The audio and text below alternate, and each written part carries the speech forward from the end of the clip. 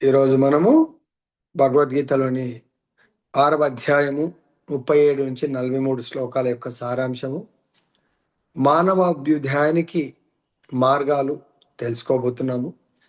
So మొట్టమొదటిగా ఈ మానవ అభ్యుదయము లేదా ఉన్నతి కొరకు మార్గాలు గురించి చర్చించే ముందు అసలు మానవుడు అంటే ఎవరు అనేది తెలుసుకుందాం. మానవుడు అన్నప్పుడు అతను ఆత్మన, భౌతిక దేహమా మనం తెలుసుకోవాలి. ఈరోజు అర్జునుడి ప్రశ్నలకు భగవంతుడు సమాధానం చెప్పబోతున్నారు. అర్జునుడు ప్రశ్నిస్తున్నాడు, భగవంతుడు తదుపరి సమాధానం చెప్తున్నాడు. మానవుడు భౌతిక దేహము కాదు, ఆత్మ ఫస్ట్ థింగ్. అందుగురించే మానవ అభ్యుదయం అంటే, ఈ అభ్యుదయం అనేది 2 రకాలుగా ఉంటుంది. ఒకటి మనం చూస్తున్నాం, ఆత్మ అనేది మనం చూడట్లేదు, దేహాన్ని చూస్తున్నాం. కాబట్టి ఈ దేహంకు సంబంధించి భౌతిక అభ్యుదయము, ఆత్మకు సంబంధించి ఆధ్యాత్మిక అభ్యుదయం గురించి మనకి ఇక్కడ చెప్తున్నాడు. అర్జునుడి యొక్క ప్రశ్న ఏంటంటే, మొట్టమొదటిగా మానవులందరూ ఎంతో శ్రద్ధతో ఆత్మానుభవ పద్ధతిని స్వీకరించిన ఆరంభ శూరత్వం శ్రద్ధతో స్వీకరిస్తారు. కానీ ఇతరుల యొక్క సాంగత్యం, ఎంతో కాలం నుంచి భౌతిక భోగాల పట్ల ఆసక్తి, లౌకిక జీవనం పట్ల ఆసక్తి కారణంతో ఆ యోగా పద్ధతిలో అంటే ఆధ్యాత్మిక మార్గంలో ఉన్నతమైనటువంటి శిఖరాలకు ఒకవేళ వాళ్ళు పొందలేరు అనుకోండి, అటువంటి విఫల యోగి యొక్క గతి ఏంటి? యోగులు 2 రకాలు, విఫల యోగి, సఫల యోగి. అసలు యోగి ఎవరిని అంటారు? ఇప్పుడు మానవుడు అంటే ఎవరో తెలుసుకున్నాం. మానవుడు అంటే ఆత్మ. మరి మానవుడి యొక్క అభ్యున్నతి అంటే మనము ఆత్మ, కానీ ఆత్మ చుట్టూ దేహం ఉంది కాబట్టి దేహం యొక్క అభ్యున్నతిని భౌతిక అభ్యున్నతి అంటారు. ఆత్మ యొక్క అభ్యున్నతిని ఆధ్యాత్మిక ఉన్నతి అంటారు. మరి ఆధ్యాత్మిక ఉన్నతిలో పొందాలంటే ఎన్ని మార్గాలు ఉన్నాయి? మళ్ళీ ఆధ్యాత్మిక మార్గంలో ఉన్నతి పొందడం కొరకు 3 మార్గాలు ఉన్నాయి. జ్ఞాన మార్గము, ధ్యాన మార్గము, భక్తి మార్గము. సో జ్ఞాన మార్గంలో ముందుకు వెళ్ళే, జీవనం కొనసాగించే వాళ్ళని జ్ఞాన యోగి అంటారు. ధ్యానయ మార్గముని ప్రాక్టీస్ చేసే వాళ్ళని ధ్యాన యోగి అంటారు. భక్తి మార్గం ప్రాక్టీస్ చేసే వాళ్ళని భక్తి యోగి అంటారు. అందుగురించే యోగులు 2 రకాలు, మళ్ళీ సఫల యోగి, విఫల యోగి. ఇక్కడ అర్జునుడు ప్రశ్న ఏంటి? విఫల యోగి అంటే ఆధ్యాత్మిక మార్గంలో కొంత ప్రయాణం చేసిన తర్వాత ఆయన విఫలం చెందితే అటువంటి విఫల యోగి పరిస్థితి ఏంటని అర్జునుడు ప్రశ్నిస్తా ఉన్నాడు. ఇక్కడ జ్ఞాన మార్గము, తర్వాత అష్టాంగ యోగ మార్గము ప్రజెంట్ ఈ కలియుగంలో చాలా కష్టము. ఎందుకు? జ్ఞాన మార్గంలో అంత ఉన్నతమైనటువంటి జ్ఞానము యాజ్ ఇట్ ఈస్గా యథాతథంగా ఇచ్చేటువంటి జ్ఞాన యోగులు, తర్వాత ఆచార్య పరంపర, శాస్త్రం ఏది కరెక్ట్ ఏది కరెక్ట్ కాదు అనేది మనం జడ్జ్ చేయలేము. తర్వాత ఆ జ్ఞానము, ధ్యాన, భక్తి వీటి యొక్క లక్ష్యాలు కూడా నేనట్టు. జ్ఞాన యోగుల యొక్క లక్ష్యము భగవంతుడి యొక్క నిరాకార బ్రహ్మజ్యోతి. ధ్యాన యోగుల యొక్క లక్ష్యము భగవంతుడి యొక్క పరమాత్మ స్వరూపం పైన ధ్యానం చేస్తూ ఆయన అనుభూతిని పొందటము. భక్తి యోగుల యొక్క లక్ష్యము భగవంతుడి యొక్క సాకార రూపాన్ని సేవించడానికి కొరకు భగవంతుడి యొక్క వైకుంఠ లోకాలుయా గోలోక బృందావనానికి వెళ్ళటము. కానీ జ్ఞానయోగము, భక్తి, ధ్యాన యోగం అంటే అష్టాంగ యోగం, ఇవన్నీ కూడా చాలా కష్టంతో అర్జునుడు అంటున్నారు. ఎందుకంటే మొట్టమొదటిగా మనకి ఎంతైతే శ్రద్ధ ఉందో తర్వాత ఆ శ్రద్ధ కంటిన్యూ కాకపోవచ్చు. ఇప్పుడు మనం అందరం చాలా ఫస్ట్, సెకండ్, థర్డ్ క్లాస్ చాలా సీరియస్గా కూర్చుంటాం. ఫస్ట్ జాయిన్ అయినప్పుడు లాస్ట్ వరకు, సెకండ్ క్లాస్లో, థర్డ్ క్లాస్లో అంత శ్రద్ధ ఉండకపోవచ్చు. ఎందుకంటే ఈ మార్గంలో జ్ఞాన, ధ్యాన, భక్తి మార్గంలో మనం ఉన్నత శిఖరాలకు వెళ్ళాలంటే ఆ చేరుకునే వరకు అదే శ్రద్ధ ఉండాలి. అటువంటి శ్రద్ధ ఉండదు. ఎందుకంటే కారణము మనకు 2 రకాలుగా ఆత్మ కొరకేమో జ్ఞాన, ధ్యాన, భక్తి.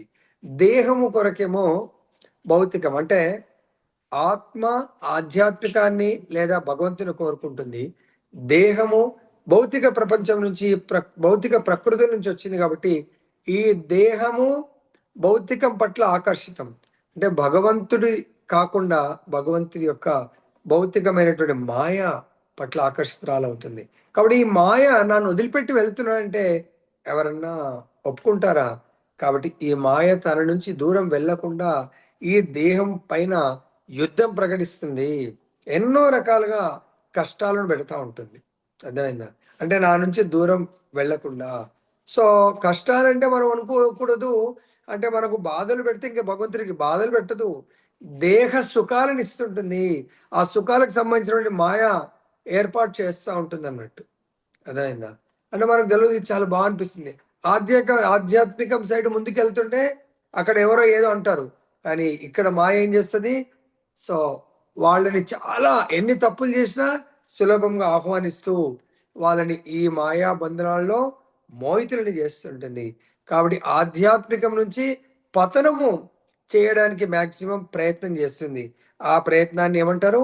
యోగా చలిత మానసః, ఆధ్యాత్మిక మార్గం నుండి తప్పుకోవడం అని. మనం ముందుకు వెళ్తా ఉంటే మనల్ని తప్పించడానికి ఎన్నో ప్రయత్నాలు చేస్తుంది. ఇది భగవంతుడి యొక్క మాయాదేవి. ఆ మాయ ఏంటి? భౌతిక త్రిగుణాలతో కూడుకొని ఉంటుంది. మనకు చాలా ఫెసిలిటీస్ కల్పిస్తుంది. అసలు ఏం ప్రయత్నం లేకుండానే మనకి ఎన్నో ఫెసిలిటీస్ని కల్పిస్తూ ఉంటుంది. ఎందుకు? మనని ఆధ్యాత్మికం నుంచి, అంటే భగవంతుడి నుంచి, భగవద్భక్తుల నుంచి, భగవంతుడి యొక్క శుద్ధ భక్తులైనటువంటి గురువు నుంచి దూరం చేయడానికి. ఎలా చేస్తుంది? మన ఇప్పుడు లైక్ కైకేయి రామచంద్రుడికి చాలా ప్రేమ. రామచంద్రుడి కైకేయి అంటే ఇద్దరికి ఒకరి పట్ల ఒకరికి చాలా ప్రేమ ఉంటుంది. మరి అటువంటి కైకేయి ద్వారా రామచంద్రుడిని అరణ్యవాసాలకు పంపాలి. మరి ఎలా పంపుతారండి? కైకేయి దూరం ఒక క్షణం కూడా రామచంద్రుని చూడకుండా ఉండలేదు. కౌసల్య మాత్రం ఉంటదేమో కానీ ఉండలేదు. మరి రామచంద్రుడు అరణ్యాలకు వెళ్ళకపోతే అప్పుడు అక్కడ ఉన్నటువంటి సాధు సంతులు ఎలా ఉద్ధరింపబడతారు? వాళ్ళు వేల సంవత్సరాలు తపస్సు చేస్తా ఉన్నారు. వాళ్ళు రామచంద్రుడి యొక్క దర్శనం కొరకు వెయిట్ చేస్తా ఉన్నారు.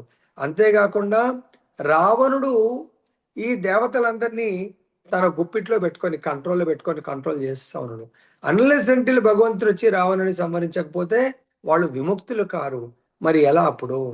వాళ్ళందరూ అందు గురించే ఈ మందర ద్వారా, మందర మదిలో వాళ్ళు మనసులో ఇటువంటి ఆ రామచంద్రుణ్ణి కైకేయిని విడగొట్టేటువంటి ఉపాయాన్ని, ఆలోచనని కల్పిస్తారు.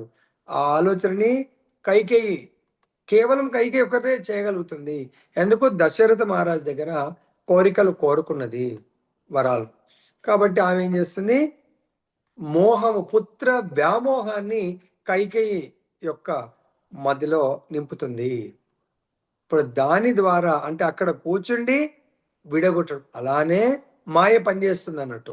భగవంతు నుంచి విడగొట్టడానికి మన లోపల కూడా అలా మాయ పనిచేస్తుంది. అప్పుడు మనం గ్రహించాలా, భక్తుల మధ్య ఏదైనా మనస్పర్ధలు వచ్చాయంటే అది మన వల్ల కాదు, ఎక్స్టర్నల్ ఫోర్స్.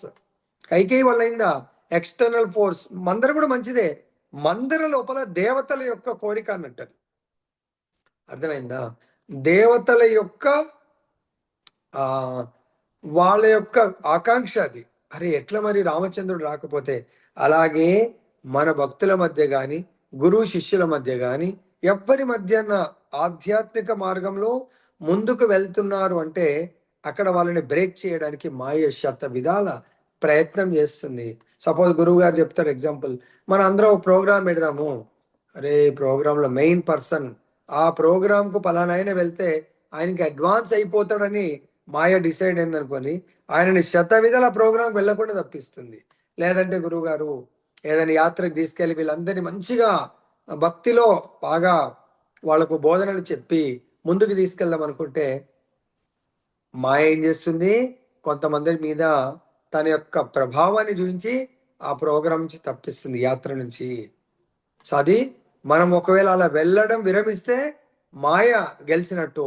మనం ఒకవేళ లేదు, ఎంత కష్టమైనా నేను వెళ్తానంటే మాయ ఓడిపోయినట్టు. కాబట్టి ఇక్కడ మనం ఏం చేయాలంటే, అర్జునుడు అడుగుతున్నాడు, ఈ విధంగా సేవ చేస్తూ చేస్తూ ఆధ్యాత్మిక మార్గంలో ఒకవేళ అతను భ్రమితుడైతే అతడు ఆధ్యాత్మిక మరియు భౌతిక విజయాలు రెండింటి నుండి పతనము చెంది ఏ రంగంలోనూ స్థానము లేకుండా చెదిరిన మేఘంలాగా నశిస్తాడా? అని ప్రశ్నిస్తున్నాడు. ఇక్కడ ఏమనుకున్నాం మనము? మొదటిగా ఆధ్యాత్మిక మార్గంలో 3 మార్గాలు ఉన్నాయి. ఆధ్యాత్మికమైనటువంటి జీవనంలో జ్ఞాన మార్గము, ధ్యాన మార్గము, భక్తి మార్గము. సో ఈ విధంగా ఈ మార్గాల్లో మనం కొంతవరకు ప్రయాణం చేసి తర్వాత మనము ముందుకు చేయలేకపోతే, విఫల యోగిగా అవుతే మనకు ఏమన్నా కష్టం వస్తుందా? ఎటువంటి పరిస్థితి ఉంటుంది అంటే, భౌతికవాదులు అంటారు, నువ్వు ఇటు ఆధ్యాత్మిక మార్గం అంటేనే భౌతిక సుఖాలను త్యజించాలా, భౌతిక భోగాలను త్యజించాలా, భౌతికంగా ఎన్నో త్యాగాలను చేయాలా, తపస్సులను పాటించాలా. ఒకవేళ నువ్వు దాంట్లో విజయాన్ని పొందకపోతే ఇటు భౌతిక సుఖాన్ని అనుభవించలేకపోయావు, అటు ఆధ్యాత్మికం కూడా నీకు దొరకలేదు కదా, ఏం విజయాన్ని పొందావు అని భౌతికవాదులు మనతో ఆర్గ్యుమెంట్ చేయొచ్చు. దీనికి ఎగ్జాంపుల్ చెప్తున్నారు ప్రభుపాద వారు. ఆకాశంలో మేఘావృతం అవుతా ఉంటుంది. ఒక్కొక్కసారి ఏమైతుందంటే, చిన్న మేఘము, ఆకాశంలో మేఘం ఏం చేస్తుంది, చిన్న మేఘం నుండి విడిపోయి పెద్ద దాంతో కలుస్తుంది, చిన్నది విడిపోయి పెద్ద దాంట్లో కలుస్తుంది. అప్పుడు అంతా ఒకట్లాగా అనిపిస్తుంది. ఒకవేళ అలా కలిసే క్రమంలో అది కొంచెం దూరం అయిపోయి కలవకుండా కనుమరుగైపోయింది అనుకోండి ఈ విశాల ఆకాశంలో, సో అది దానికి ఎటువంటి ఫలితం ఉంటుంది, అది ఎటో కొట్టుకొని ఆ గాలికి వెళ్ళిపోతుంది అని అనుకుంటా ఉంటాం. ఇక్కడ మనకు భగవంతుడి గురించి చెప్తున్నారు. అంటే ఆధ్యాత్మిక మార్గంలో మనము భగవంతుడి గురించి ఏ విధంగా అర్థం చేసుకోవాలంటే 3 దశలుగా మనం అర్థం చేసుకోవచ్చు. 1 బ్రహ్మము, 2 పరమాత్మ, 3 భగవానుడు. సో మన అందరం కూడా ఆ భగవంతుని యొక్క అంశ స్వరూపలం. మనము అంశ స్వరూపం కాబట్టి మనం భగవంతుడి యొక్క నేను అంశను అని ఎవరు తెలుసుకోగలుగుతారు? ఆ జ్ఞానంలో పరిపూర్ణుడైన వాడు తెలుసుకోగలుగుతాడు. ఆ పరిపూర్ణత్వాన్నే, దివ్య అనుభూతి మార్గాన్నే బ్రహ్మణ పతి అని మనకి ఇక్కడ చెప్తున్నారు. భగవంతుడి యొక్క తత్వాన్ని మనం అర్థం చేసుకునే దివ్య అనుభూతి మార్గాన్ని బ్రహ్మణపతి అంటున్నారు. దీంట్లో మనం అనుకున్నాం కదా, జ్ఞానయోగి, ధ్యానయోగి, భక్తి యోగి, ముగ్గురు యోగులే. ఈ ముగ్గురు దీంట్లో విజయాన్ని పొందిన వాళ్ళని సఫల యోగి అంటారు, అపజయాన్ని పొందిన వాళ్ళని విఫల యోగి అంటారు. సఫల యోగి, విఫల యోగి అంటే సంపూర్ణంగా ఒకే జన్మలో పొందకపోవచ్చు, మనము కొద్ది కొద్దిగా పొందొచ్చు. ఆ కొద్దిగా ఒక జన్మలో కొంతవరకు సఫల యోగి. మరి విఫల యోగి మరి ఎలా, మరి ఆయన పరిస్థితి ఏంటి? సో ఈ విధంగా మన సంపూర్ణ సఫల యోగి కావడానికి మనకు భగవంతుడు 7వ అధ్యాయంలో అంత సులభం కాదు, అట్లానే ఇంపాసిబుల్ కూడా కాదు. ఎవరు సఫల యోగి ఎలా ఉంటాడంటే, బహునాం జన్మ నామంతే జ్ఞానవాన్మాం ప్రపద్యతే వాసుదేవ సర్వమితి సమహాత్మాసు దుర్లభ. వాసుదేవుడే సర్వస్వము, సర్వ కారణాలకు కారణభూతుడు అని ఎవరైతే తెలుసుకొని భగవంతుని శరణాగతి పొందుతారో అతను సంపూర్ణ సఫల యోగి. అటువంటి మహాత్ముడు దుర్లభము అని చెప్తున్నాడు. ఎవరైతే ఈ తెలుసుకునే మార్గంలో కొంతవరకు ప్రయాణం చేసి మళ్ళీ ఆ జన్మ చాలిస్తే అతను విఫల యోగి. అయినా కూడా విఫల యోగికి కూడా నష్టమేమీ లేదు, అతను కూడా మళ్ళీ ముందుకు వెళ్ళొచ్చు. కానీ దీంట్లో భగవంతుడు ఏమంటే, జ్ఞాన, ధ్యాన, భక్తి యోగంలో భక్తి యోగం వచ్చి ప్రత్యక్షంగా భగవంతుడి యోగంలో మనం పాల్గొనేది. కృష్ణ భక్తి భావనలు అంటే భగవంతుడి యొక్క ప్రత్యక్ష సేవ. సపోజ్ మనం ఎవరికన్నా అప్పుడప్పుడు వీడియో కాల్ చేస్తాం, చిన్నపిల్లలకు, అమ్మమ్మలు, నానమ్మలు వీడియో కాల్ చేసి చిన్న పిల్లలతో, ఇందుకో నీకు ఒక ముద్ద తినబెడుతున్నా తిను అంటారు. కానీ వీడియోలో తినబెడితే ఆనందం ఉంటుందా అండి? అది తినబెట్టలేరు, ఆనందం ఉండదు. అదే ఒకవేళ ప్రత్యక్షంగా దగ్గరుంటే మంచి వంట చేసి తినబెడితే ఆ మనవరాలు ఎంత ఆనందపడుతుంది. అలా ప్రత్యక్ష భక్తి యోగంలో ఏంటంటే, భగవంతుడు శ్రీ విగ్రహం అంటే ఆయన విగ్రహం కాదు, ఆయనకు జీవం లేని విగ్రహం కాదు, స్వయంగా భగవంతుడు ఉంటాడు. మనం ప్రేమతో నైవేద్యం ఒకవేళ భగవంతుడికి పెడితే తప్పకుండా భగవంతుడు దాన్ని స్వీకరిస్తాడు. కాబట్టి ఈ భక్తి యోగాన్ని ప్రత్యక్ష విధానము అని చెప్పడం జరుగుతుంది. అర్జునుడు ఇటువంటి సందేహాలను నాకు సంపూర్ణంగా తొలగించు. సఫల యోగి ఎటువంటి స్థితి పొందుతాడు, విఫల యోగిలో కూడా ఎన్ని రకాలు మళ్ళీ అర్థమైందా, వాటి గురించి నాకు నా యొక్క సందేహాలను తొలగించు అని చెప్పేసి అర్జునుడు కృష్ణుడిని ప్రార్థన చేస్తున్నాడు. ఎందుకు కృష్ణుడిని ప్రార్థన చేస్తున్నాడు? కృష్ణుడు అర్జునుడు ఇద్దరు ఫ్రెండ్సే కదా. మరి కృష్ణుడు అర్జునుడి కంటే ఏ విధంగా గొప్పవాడు, ఎంత జ్ఞానం ఉంది అంటే ఇక్కడ ఈ శ్లోకంలో చెప్తున్నారు. అర్జునుడికి జరిగింది, జరుగుతుంది, కృష్ణుడికి జరిగింది, జరుగుతుంది, జరగబోయేది ఇవన్నీ కూడా కృష్ణుడికి సంపూర్ణంగా తెలుసు. అర్జునుడికి తెలియదు, ఏ జీవులకు తెలియదు. ఎందుకు కృష్ణుడికి తెలుసు? వర్తమాన, భూత, భవిష్యత్. ఎందుకంటే జీవుడితో పాటు ప్రతి జన్మలో, కోట్ల జన్మల్లో కూడా భగవంతుడు సాక్షిభూత పక్షిలాగా ఉంటాడు. జీవుడి యొక్క ప్రతి కర్మకు భగవంతుడే సాక్షి. కాబట్టి ఈ జన్మలో నువ్వు ఏదో దుఃఖాలను అనుభవిస్తున్నావు. మనం అనొచ్చు, ఏంటి భగవంతుడా, ఎవ్వరికి లేని దుఃఖాలు నాకే ఉన్నాయి అంటే భగవంతుడు అంటాడు, అలా ఎవరికి లేదు అనకు. ఈ దుఃఖాలకు కారణం నువ్వు పాస్ట్ లైఫ్ అంటే లాస్ట్ లైఫ్ అంతకుముందు చేసుకున్నటువంటి ప్రారబ్ధ కర్మలు, దాని యొక్క కర్మ ఫలాలను నువ్వు అనుభవించాల్సిందే. దాని నుంచి ఎవ్వడు కూడా తప్పించుకోలేడు. కాబట్టి భగవంతుడికి అడుగుతున్నాడు. మరి లైక్ ఎగ్జాంపుల్ చూసినట్టయితే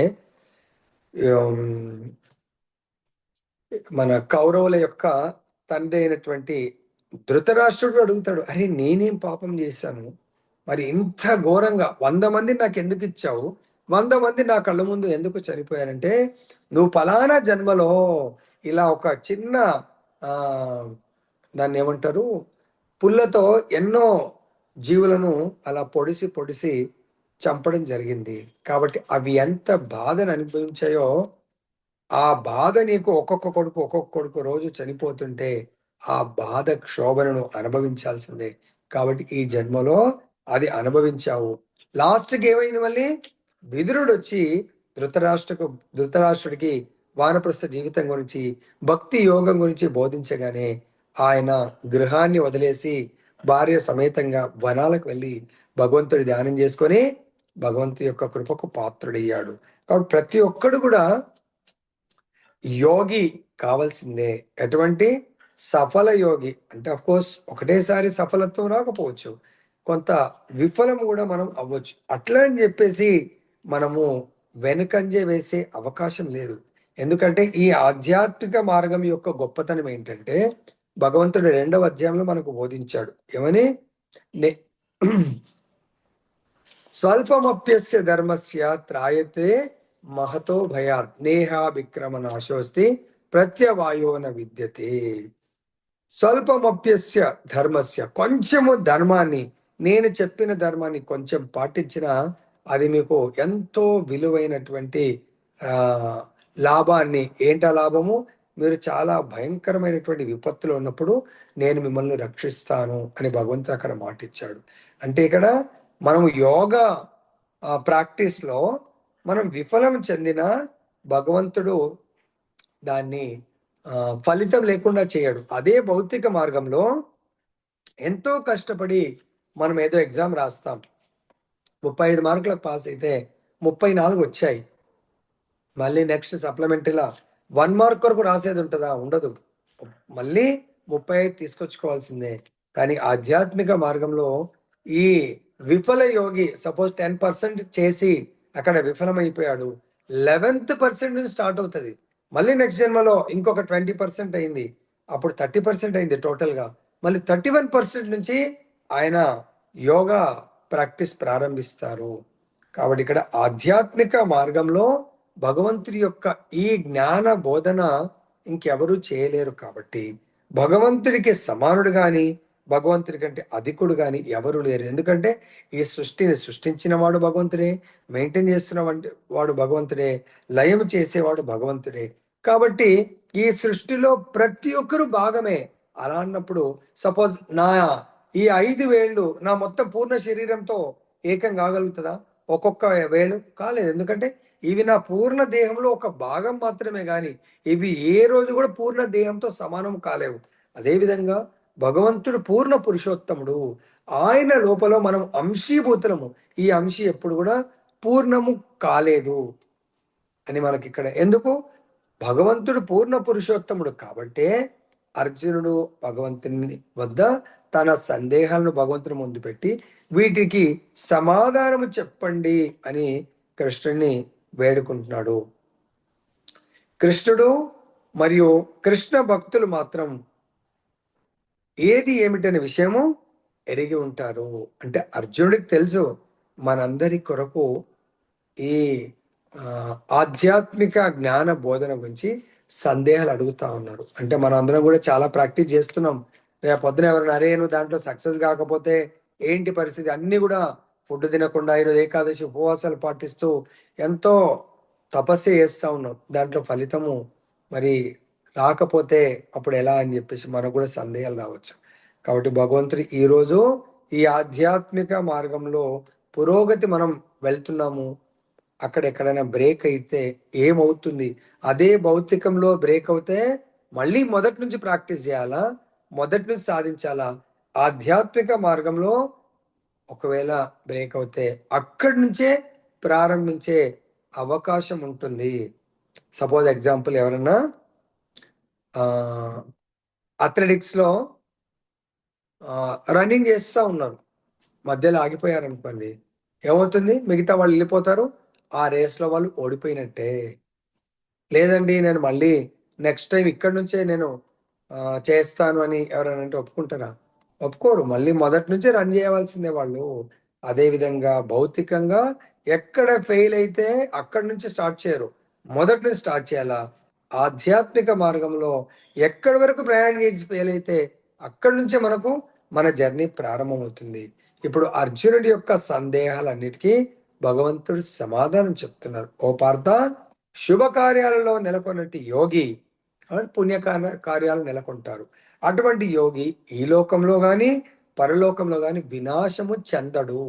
కాబట్టి అట్లీస్ట్ మనందరం కూడా పాప కార్యాలలో అస్సలే పాల్గొనకూడదు, పుణ్య కార్యాల్లో ఖచ్చితంగా పాల్గొనాలి. ఎందుకంటే పుణ్యకార్యాలు చేసేవాడు ఏనాడు పరాజితుడు కాడు.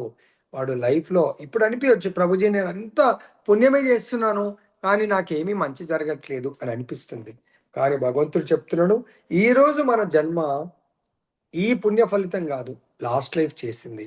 మరి లాస్ట్ లైఫ్ చేసిన పుణ్యమో పాపమో ఇప్పుడు అనుభవిస్తున్నాము. మరి ఈ లైఫ్లో చేస్తున్నది నెక్స్ట్ లైఫ్లో మనం అనుభవించాల్సి ఉంటుంది. ఎట్లయితే సింపుల్ ఎగ్జాంపుల్ అండి, ఇది జనవరిలో ప్రతి ఒక్కరూ బిజినెస్ వాళ్ళు ఇండివిజువల్ కాకుండా జాబ్ చేసే వాళ్ళు మొత్తం నెలంతా పనిచేస్తారు. ఈ నెల పని చేస్తే శాలరీ ఎప్పుడు వస్తుందండి? మంత్ ఎండింగ్ కానీ ఫస్ట్కి వస్తుంది. మరి ఈ నెల కష్టాయితం ఫిబ్రవరిలో మనం ఎంజాయ్ చేస్తాం తప్ప ఈ నెల కష్టాయితం ఇప్పుడు ఎంజాయ్ చేయం. లేదా వీక్లీ వాళ్ళు ఉంటారు, ఈ వీక్ అంతా పనిచేస్తే మండే టు సాటర్డే ఈవినింగ్ ఇస్తారు. నెక్స్ట్ వీక్ సుఖపడడానికి ఈ వీక్ కష్టపడాలా. సింపుల్ అండి.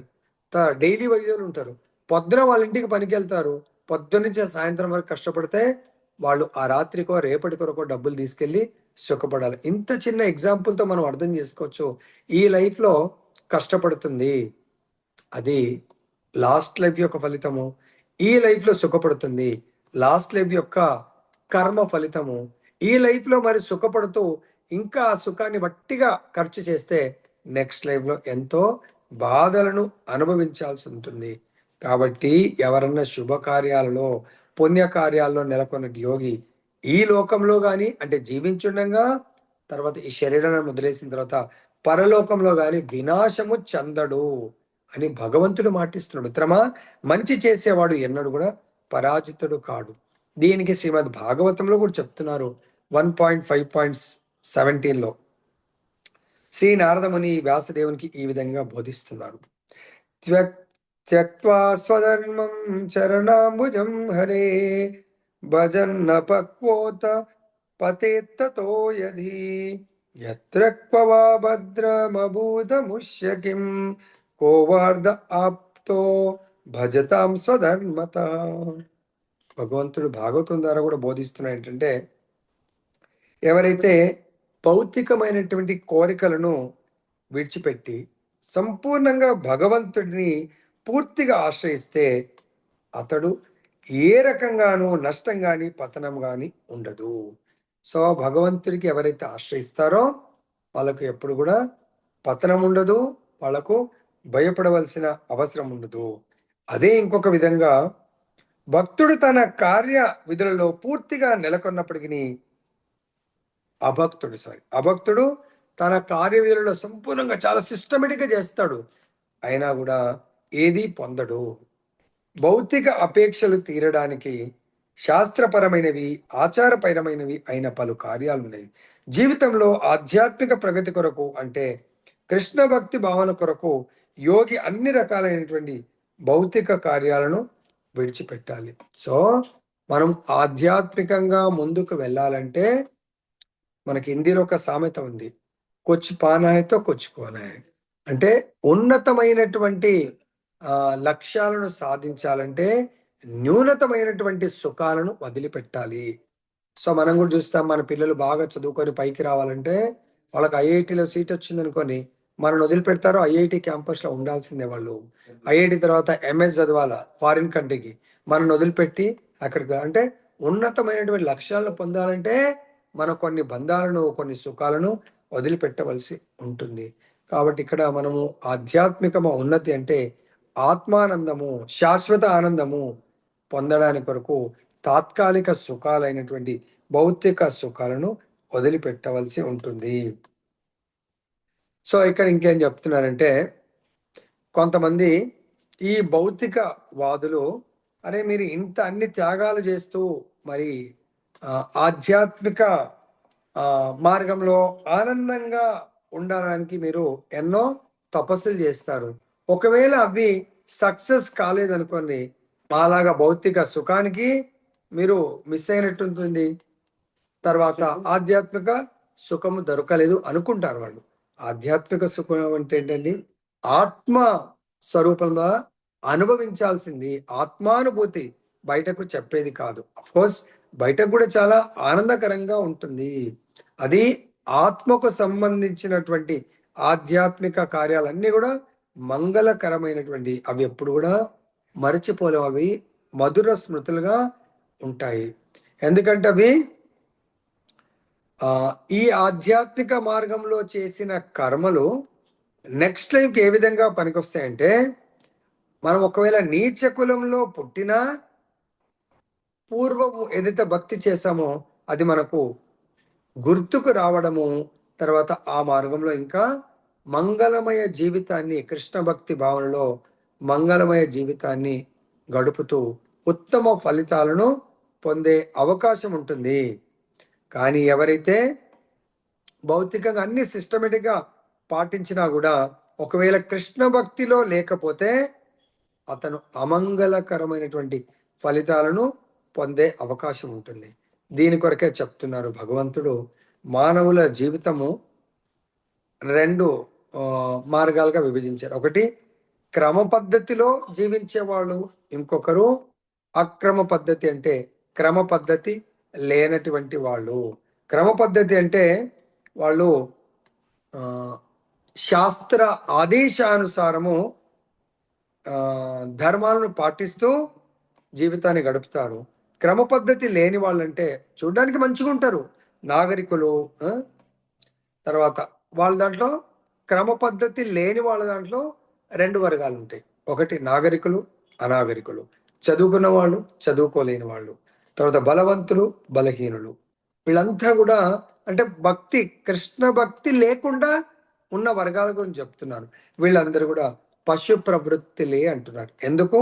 మహాభారతంలో చెప్పిన విధంగా ఆహార నిద్ర భయమైతున్నం చా, ఆహారం భుజించడానికి కొరకు మంచిగా అంటే వాళ్ళ పని వాళ్ళు చేసుకుంటారు. కేవలం వాళ్ళ కాన్సన్ట్రేషన్ తను భుజించాలా, 10 మందికి భోజనం పెట్టాలా, సో మంచిగా నిద్రించాలా, తర్వాత సో మైథున సుఖము, తర్వాత తను సంపాదించుకున్న దాన్ని ఏ విధంగా రక్షించుకోవాలి అని రక్షణ కొరకు ఆయన జీవితాన్ని గడుపుతూ ఉంటాడు. ఇటువంటి జీవితం ఏంది? ధర్మోహితేశో అధికో విశేషో ధర్మేన హీనా. ఇక్కడ ధర్మం లేదు. ధర్మం అంటే భగవంతుడు చెప్పినటువంటి సనాతన ధర్మము, భగవంతుడు చెప్పినటువంటి భాగవత ధర్మము, ఇది ఇక్కడ లేదు. అదేవిధంగా మంగళ అమంగళ కూడా చర్చించాం. అమంగళం అంటే భగవద్భక్తితో సంబంధము లేనటువంటి జీవితం. అక్కడ మళ్ళీ రెండు రకాలుగా ఉంటుందని చెప్పాం మనం కదా. నాగరికులు, అనాగరికులు, ఈ విధంగా. భగవంతుడి అసంబంధిత, భగవత్ సంబంధిత వాళ్ళు మళ్ళీ 3 రకాలంట. మంగళమయ జీవితము గడిపే భగవత్ సంబంధిత వ్యక్తుల్లో 3 రకాలు. నంబర్ 1, శాస్త్ర విధి నియమాలను పాటిస్తూ భౌతిక పురోగతిని అనుభవిస్తూ ఉంటారు. దీనికి మనకు భగవంతుడు 7వ అధ్యాయంలో కూడా చెప్పారు భక్తులు ఎన్ని రకాలు అనేది. భక్తులు 4 రకాలు, అభక్తులు కూడా 4 రకాలు. ఎట్లా? 7వ అధ్యాయం 16వ శ్లోకంలో చెప్తున్నారు, చతుర్విధ భజంతే మాం జనా సుకృతినో అర్జున ఆర్తో జిజ్ఞాసు అర్ధార్థి జ్ఞాని చ భరతర్షభ. దుఃఖంలో ఉన్నవాడు అంటే ఆపదలో ఉన్నవాడు, ధనంను కోరువాడు, జిజ్ఞాసువు, తర్వాత బ్రహ్మ జ్ఞానాన్ని అన్వేషించేవాడు. ఈ నలుగురు ఆధ్యాత్మిక మార్గంలో ఉండేవాడు. తర్వాత ఇక్కడ మనం భౌతిక పురోగతి అంటే ఎవరు? ఆపదలో ఉన్నవాడు, డబ్బు కావాలనుకునేవాడు. అంటే మంగళమయ జీవితంలో, భక్తి మార్గంలో అంటేనే మంగళమయ జీవితము. ఈ మంగళమయ జీవితంలో ఉండేవాళ్ళు 3 రకాలు. ఒక్కరు శాస్త్ర విధి నియమాలను పాటిస్తూ యజ్ఞయాగాలను చేస్తూ భౌతిక పురోగతి కొరకు మాత్రమే వాళ్ళు చేస్తూ ఉంటారు, ఆ సుఖాలను అనుభవిస్తారు. 2, ఈ సంసార సాగరం నుండి చర్మ విముక్తి పొందాలనుకుంటారు. వాళ్ళు కూడా ముక్తి అన్నప్పుడు 5 రకాల ముక్తులున్నాయి. ఒకటి సాయుధ్య ముక్తి, అది వీళ్ళు అన్నట్టు. ఓకే, సంసార సాగరం నుంచి భౌతిక ప్రపంచం నుంచి ఆధ్యాత్మిక ప్రపంచానికి వెళ్ళాలా. ఆధ్యాత్మిక ప్రపంచం అంటే నిరాకార బ్రహ్మజ్యోతి, దాంట్లోకి వెళ్ళాలి అనుకుంటారు. ఎవరు?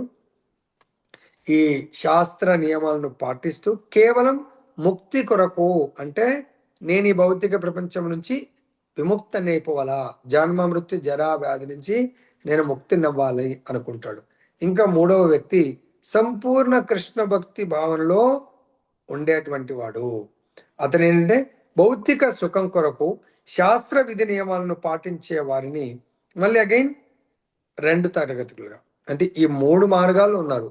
శాస్త్ర నియమాలను పాటిస్తూ భౌతిక సుఖాలు పొందాలనుకునే వాళ్ళు, శాస్త్ర నియమాలను పాటిస్తూ ఆధ్యాత్మిక ప్రపంచానికి వెళ్ళాలనుకునే వాళ్ళు, శాస్త్ర నియమాలని పాటిస్తూ సంపూర్ణ కృష్ణ భక్తి భావంలో ఉండాలనుకునే వాళ్ళు. తర్వాత ఈ భౌతిక సుఖాలను అనుభవించాలి అనుకునేవాళ్ళు మరి 2 రకాలు, కామ్య కర్మరతులు, తర్వాత ఇంద్రియ భోగానికై ఫలాన్ని కోరని వారు. కామ్య కర్మరతులు అంటే మొత్తం సుఖాలను, భౌతిక సుఖాలను అనుభవించాలనుకునే వాళ్ళు. ఇంకొకరు ఇంద్రియ భోగాలను కోరనటువంటి వారు. ఇంకా మళ్ళీ ఏం చెప్తున్నాడు? ఇంద్రియ భోగానికై కామ్యకర్మ ఫలాలను కోరేవారు ఉన్నత జీవితాన్ని, ఉన్నత లోకాలను పొందిన జగత్తు నుండి ముక్తులు కాకపోవడం వల్ల నిజంగా మంగళమయ మార్గాన్ని అనుసరిస్తున్నారు. ఒకవేళ వాళ్ళు చూడండి 2 రకాలు, ఇంద్రియ భోగాన్ని కోరని వాళ్ళు, ఇంద్రియ భోగాన్ని కోరేవాళ్ళు. ఓకే, ఇక్కడ మనిషిని మోక్షం వైపుకు నడిపించేవే మంగళకరమైన కార్యాలు. మనందరము ఈ జన్మము, మృత్యువు, ముసలితనము, వ్యాధులు, ఈ 4 క్లేశాల నుండి బయటపడే కార్యమే మంగళమైనటువంటి కార్యము. ఆ కార్యం యొక్క లక్ష్యమే మోక్షము లేదా ముక్తి. సో దీని యొక్క చరమ లక్ష్యం ఏంటి? ఆత్మానుభూతి లేదా ముక్తి. అంటే ఆత్మానుభూతి అంటే ఆత్మ సాక్షాత్కారము లేదా భౌతిక భావన నుండి విడబడటము. భౌతిక భావన అంటే దేహాత్మ బుద్ధి, నేను దేహమును అని భావన నుండి విడిపడటమే ముక్తి అని చెప్పేసి మనకు ఆచార్యులు బోధిస్తూ ఉన్నారు. సో ఈ మంగళకర కార్యములలో అన్నిటికంటే ముఖ్యమైనది, ఉన్నతమైనది ఏంటంటే కృష్ణ భక్తి భావనలో ఎవరైతే కర్మ చేస్తారో అది సర్వమంగళకరమైనటువంటి, అన్నిటికంటే గొప్ప మంగళకరమైనటువంటిది. దీంట్లో ఎవరైతే కృష్ణ భక్తి భావన అనే మార్గంలో ఉన్నతి పొందడానికి కొరకు దేహానికి ఎన్నో అసౌకర్యాలను స్వచ్ఛందంగా స్వీకరిస్తాడు. చూడండి, ఎటువంటి రోజు ఈ క్లాస్ వచ్చింది? ఈ రోజు మనము అందరం కలిసి వాలంటరీగా ఏకాదశి వ్రతాన్ని చేస్తున్నాం. ఏకాదశి వ్రతం అంటే మనము ఎక్కువ సమయాన్ని భగవంతుడు గడిపాము, తర్వాత తక్కువ సమయం భోజనానికి కొరకు, తర్వాత భోజనం దాదాపుగా నవధాన్యాలను మనం అవాయిడ్ చేస్తాము, కొద్దిపాటి ప్రసాదం తీసుకుని ఉండొచ్చు. సో ఈ విధంగా మనము వాలంటరీగా స్వచ్ఛందంగా ఈ తపస్సుని మనం స్వీకరించాము. తర్వాత అష్టాంగ యోగ పద్ధతి కృష్ణ భక్తి భావన యొక్క చరమ అనుభూతికి ఉద్దేశింపబడింది కనుక అటువంటి సాధన కూడా మంగళకరమే. జ్ఞాన మార్గం మంగళకరమే, ధ్యాన అష్టాంగ యోగ మంగళకరమే. కానీ ఇక్కడ ఈ రెండు మార్గాల్లో ముందుకు వెళ్ళడము మన శక్తికి మించినటువంటి కార్యం అవుతుంది. కానీ చేసిన దీంట్లో ఈ ప్రయత్నంలో భయపడవలసిన అవసరం లేదు. పతనం చెందుతాను అనే భయపడవలసిన అవసరము లేదు. ఎందుకంటే ఈ ఆధ్యాత్మిక మార్గంలో యోగి ఎవరైతే ఎంతో కొంత తపస్సు చేస్తూ అక్కడ ఒకవేళ రెండు రకాలు, కొందరేమో చాలా రోజులు తపస్సు చేసి అక్కడ పతనం అవుతారు, కొంతమంది కొంతకాలం ప్రాక్టీస్ చేస్తారు అక్కడ పతనం అవుతారు. మరి తాత్కాలిక కొంతకాలం చేసిన వాళ్ళకు ఎటువంటి ఫలితం వస్తుంది, దీర్ఘకాలం చేసినటువంటి యోగులకు ఎటువంటి ఫలితం వస్తుంది అర్థమవుతుంది అనుకుంటున్నాను. బహుశా మానవుల యొక్క అభ్యుదయానికి మార్గాల గురించి ఎన్నో రకాలుగా మనం చర్చిస్తూ వస్తున్నాం. ఫైనల్ కన్క్లూజన్కు వచ్చేసాం మనము. ఏంటంటే దీంట్లో విఫలము అంటే ఒకేసారి మనము ఉన్నత లక్ష్యాన్ని మనం పొందకపోవచ్చు. కొంత చేసి విఫలమవుతే ఏమంటున్నారు భగవంతుడు, పుణ్యలోకాలలో అనేక సంవత్సరాలు భోగానుభవము తర్వాత వీళ్ళు అంటే కొంత సమయం చేసిన వాళ్ళు ఉన్నత వంశంలో లేదా ధార్మిక వంశంలో ధనిక వంశంలో జన్మించే అవకాశం ఉంటుంది. ఏది షార్ట్ టర్మ్ భగవంతుడి యొక్క ఆధ్యాత్మిక మార్గంలో ప్రయాణం చేసి భగవంతుడి యొక్క సేవ చేసినటువంటి వాళ్ళకు, అదే దీర్ఘకాలం అంటే సుదీర్ఘ కాలము భక్తి చేసి అక్కడ విఫలుడైతే అటువంటి వాడు ఎటువంటి ఫలితాన్ని పొందుతాడంట, మహాజ్ఞానవంతులు అయినటువంటి యోగుల వంశంలో జన్మిస్తాడు. అటువంటి నిజంగా అలా జరుగుతుంది అంటే ప్రభుపాదుల వారు చెప్తున్నారు. ఎందుకు జరగదు? తప్పకుండా జరుగుతుంది.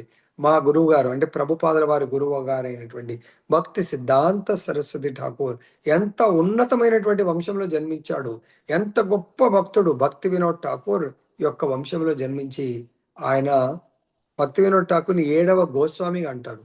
ఈరోజు ప్రపంచమంతా కోటాను కోట్ల మంది భక్తులుగా మారుతున్నారంటే అది కేవలం భక్తి సిద్ధాంత సరస్వతి గోస్వామి ఠాకూర్ల వారు ఎంతో కష్టపడి బ్రిటిష్ ప్రభుత్వ పాలనలో ఆయన 64 గౌడీయ మఠాలను మందిరాలను స్థాపించి తర్వాత తన శిష్యుడైనటువంటి ప్రభుపాదుల వారికి ప్రపంచమంతా పర్యటించి సనాతన ధర్మం గురించి ప్రచారం చేయమని చెప్పడము, ప్రభుపాదుల వారు ఆ విషయాన్ని చాలా సీరియస్ గా తీసుకుంటారు. ఎందుకు? ప్రభుపాదుల వారు కూడా ఏసీ భక్తి వేదాంత స్వామి ప్రభుపాదుల వారు కూడా శుద్ధ భక్తుల కుటుంబంలో జన్మిస్తారు. పుట్టుకతో ప్రభుపాదుల వారు గొప్ప భక్తుడు, ఎందుకంటే తల్లిదండ్రులు ఇద్దరు గొప్ప భక్తులు కాబట్టి. అంటే దీనికి ప్రభుపాదుల వారు ఏం చెప్తారు, మేము లాస్ట్ లైఫ్ లో దీర్ఘకాలంగా భక్తి చేసి ఉన్నాము కాబట్టి ఈ లైఫ్ లో పుట్టుకతోనే ఉత్తమ భక్తుల ఇళ్లలో జన్మ దొరికింది నాకు గాని మా గురువు గారికి అని చెప్పేసి ప్రభుపాదుల వారు చెప్తున్నారు. ఒకవేళ అటువంటి జన్మ పొంది కూడా అతను పూర్వజన్మంలో దివ్య చైతన్యమును పునరుద్ధరించుకొని పూర్ణ విజయాన్ని సాధించడానికి అధికమైన ప్రగతి కొరకు ప్రయత్నిస్తాడు. ఇప్పుడు మనందరము ఈ 43వ శ్లోకం మనకి ఏం చెప్తుందంటే, మనం ఈరోజు నామం చేస్తున్నాము, భగవంతుడి కథ వింటున్నాము, భగవత్ ప్రసాదం తీసుకుంటున్నాము, భక్తుల సాంగత్యం దొరుకుతుంది అంటేనే మనం సింపుల్గా అర్థం చేసుకోవచ్చు మనం లాస్ట్ లైఫ్ ఎంతో భక్తి చేశాం కాబట్టి ఇక్కడ ఏమంటారు, ఈ లైఫ్లో మనకు భక్తి వచ్చింది, భగవంతుడి నామం వచ్చింది, భగవత్ కథ. ఇంకా ఇక్కడ మనము వెనుకంజ వేయకూడదు, ముందుకే వెళ్ళాలా. పూర్ణ విజయం సాధించడానికి అధికమైన ప్రగతి కొరకు చాలా ఉన్నత ప్రగతి మన లక్ష్యము. భగవంతు ఇంకా మళ్ళీ కొద్ది కొద్దిగా next life we should not take any risk. అలా ప్రయత్నం చేస్తే మనకి ఏమొస్తుందంట, నెక్స్ట్ ఉత్తమ బ్రాహ్మణుని ఇంట్లో ఎట్లయితే జడభర్తుడి యొక్క ఎగ్జాంపుల్ చెప్తున్నాడు.